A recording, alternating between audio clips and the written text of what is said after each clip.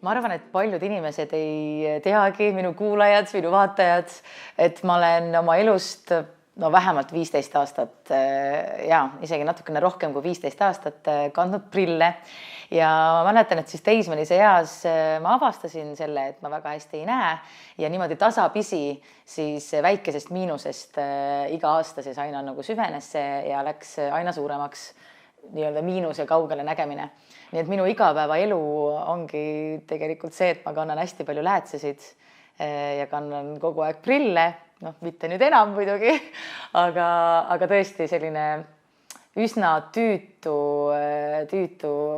asi minu elus oli tõesti igapäevaselt läätsede silma panemine ja prillide kandmine. Ja siis ma arvan, et umbes 5-6 aastat tagasi tekkis mul see mõte, et tegelikult on ju tänapäeval nii palju erinevaid võimalusi, et sa ei pea enam prille kandma ja mina tahan kunagi selle operatsiooni ära teha. Ja siis ma alguses kartsin, et kuna mul muutus see miinus veel, et nagunii ma ei ole selleks veel valmis ja küllap siis kuidagi alateadlikult kartsin teistmoodi ka, et kogu aeg lükkasin seda edasi. Kuni ma siis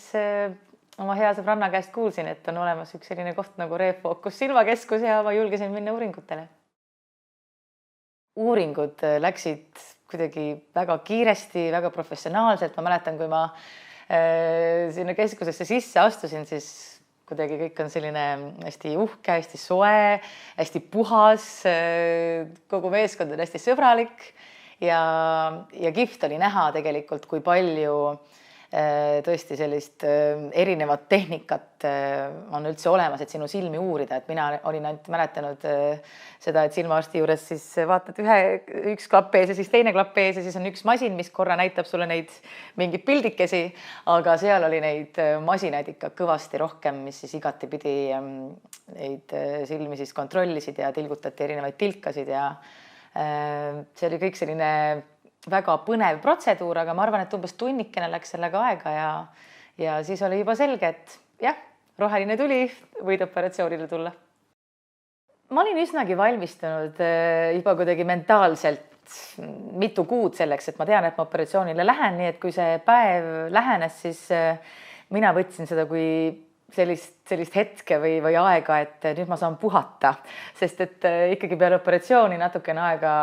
võiks ju puhata ja võtta nii-öelda aeg maha ja ka mina siis seda endale lubasin, et tõesti peale operatsiooni 3 päeva ma mitte midagi ei teinud ja sain rahulikult kodus olla.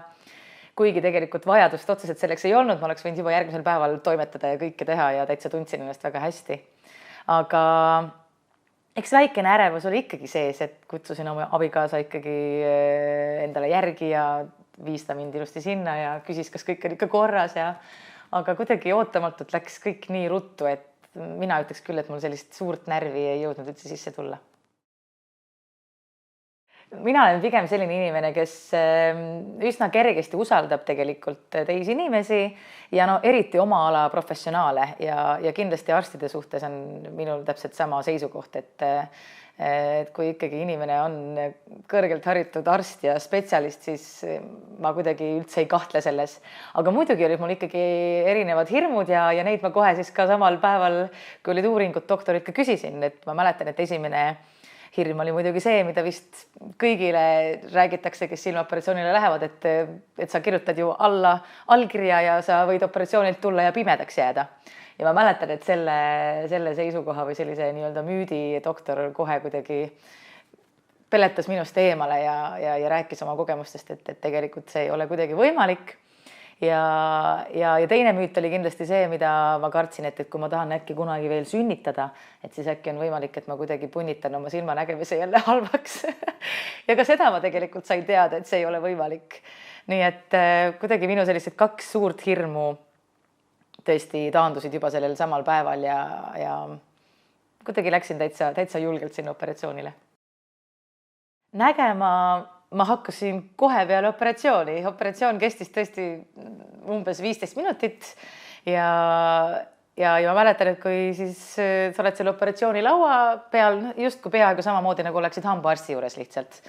Ja siis ma tõusin püsti, kõik käis tegelikult väga kiiresti ja siis ütleski doktor, et kas sa siis nüüd näed ja teeme koos nüüd pilti veel ja siis ma mingi, no okei, teeme ja niisugune natukene selline teatud, noh, kuna valgus oli väga-väga erk, selline teatud nagu udu oli justkui silme ees, aga muidugi ma nägin juba praktiliselt noh, täiesti hästi ja see ei olnud võrreldavgi sellega, kui ma oleksin prillid ära võtnud ja näinud. Nii et kohe peale operatsiooni ma nägin, jah. Mina meikisin ennast juba 2-3 päeva peale seda lõikust ja natukene kartsin ikka seda, et kui sul läheb silmameiki silma, et mis võib siis saada ja et kas silmad lähevad punaseks või võib tekkida äkki mingi põletik, aga kuna keskusest antakse kaasa sulle sellised põletikuvastased silmatilgad, siis mina peale meikimist alati iga kord tilgutasin neid tilkasid ja nüüd on mul operatsioonist möödas vähem kui 3 nädalat ja